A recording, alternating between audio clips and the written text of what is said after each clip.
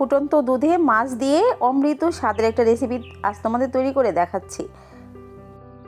আসসালামু আলাইকুম, welcome back to my channel Rashida's kitchen. চলো আজ রেসিপিটা তোমাদের তৈরি করে দেখাই। এখানে লিকুইড মিল্ক নিয়েছি, তার মধ্যে দেখো যেই পিসগুলো খাওয়া হয় না সচরাচর রুই মাছের, এখানে 3টা পিস নিয়েছি। তার মধ্যে দিয়েছি সামান্য লবণ আর কালো গোলমরিচ দিয়ে মাছটা দেখো যে একদম দুধ শুকিয়ে নেওয়া পর্যন্ত মাছ সিদ্ধ করে ঠান্ডা করে যে কাটা বেছে নিয়েছে। এখানে সম্পূর্ণ মাছটা এখানে আছে। কিছু উপকরণ দিয়ে, ঘরে থাকা খুব সামান্য উপকরণ দিয়ে কিন্তু আমি এই রেসিপিটা তোমাদের তৈরি করে দেখাচ্ছি। এটা ফিশ কেক। এখানে দেখো মাছটা ছাড়িয়ে নিয়েছি, কাটা আলু সিদ্ধ করে নিয়েছি 2টা, পেঁয়াজ কুচি, কাঁচামরিচ কুচি, ধনিয়া পাতা কুচি আর 2 টেবিল চামচের মতো ময়দা। এটা দিয়ে কিন্তু অমৃত স্বাদের তোমাদের এই ফিশ কেকটা তৈরি হবে। দিয়ে দিচ্ছি কালো গোলমরিচের গুঁড়া। সুন্দর করে আগে পেঁয়াজ, কাঁচামরিচ আর রসুনটা ভালোভাবে, ধনিয়া পাতাটা খুব ভালোভাবে কচলিয়ে নিয়ে তারপরে যে সব একত্রে করে মাখিয়ে নিতে হবে।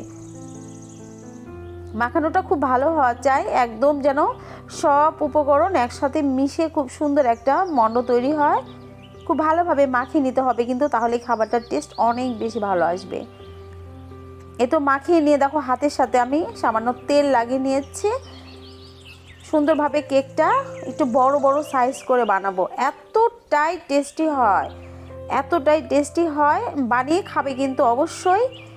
আমার ভিউয়ার্স যারা আছো, খুব সামান্য উপকরণ দিয়ে কিন্তু দেখিয়েছি। আর মাছটা দুধ দিয়ে সিদ্ধ করলে যে কী যে মজা হয়, এই রেসিপিটা না করে খেলে কিন্তু বুঝতে পারবে না তোমরা। এখানে দেখো একটা ডিম সামান্য গোলমরিচের গুঁড়া লবণ দিয়ে ফেটে রেখেছিলাম।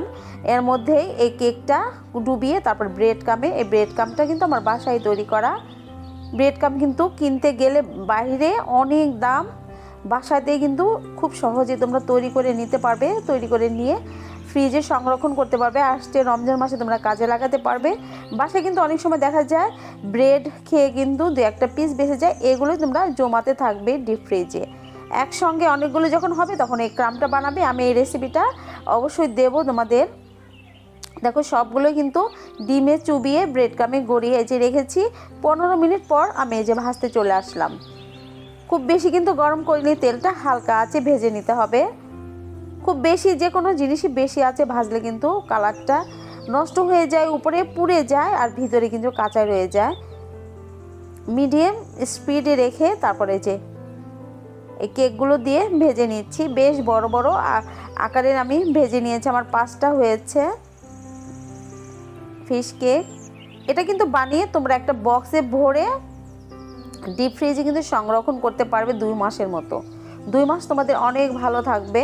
যখন গেস্ট আসবে বা বাচ্চারা বিকালে কোনো স্ন্যাক্স খেতে যাবে বা পোলাওর সাথে, এটা সাদা ভাতের সাথে পোলাওর সাথে কিন্তু অনেক বেশি ভালো লাগে।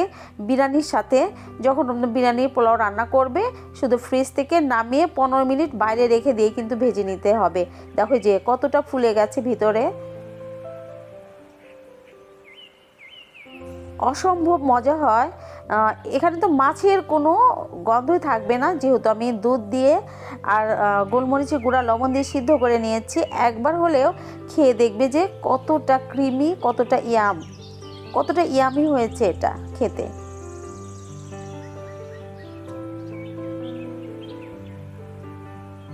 আমার এই নতুন নতুন রেসিপিগুলো পেতে আমার পেজটাকে অবশ্যই তোমরা ফলো করবে আর কমেন্ট করবে আর শেয়ার করবে বেশি বেশি করে।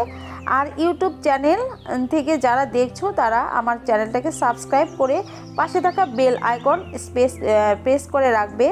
যখন যখন নতুন নতুন ভিডিও আমি আপলোড করব, সঙ্গে সঙ্গে নোটিফিকেশন তোমরা তাড়াতাড়ি পেয়ে যাবে। দেখো দেখতে কতটা সুন্দর, কেউ বুঝতে পারবে না আর খেয়েও বুঝবে না যে এটা মাছ দিয়ে করা হয়েছে। এতটাই টেস্টি হয়, কোনো আঁশটে গন্ধ কিচ্ছু থাকবে না। সবার কাছেই প্রিয় হবে এই রেসিপিটা, আশা করছি। তাহলে সবাই ভালো থেকো, নতুন রেসিপি নিয়ে আবারও দেখা হবে।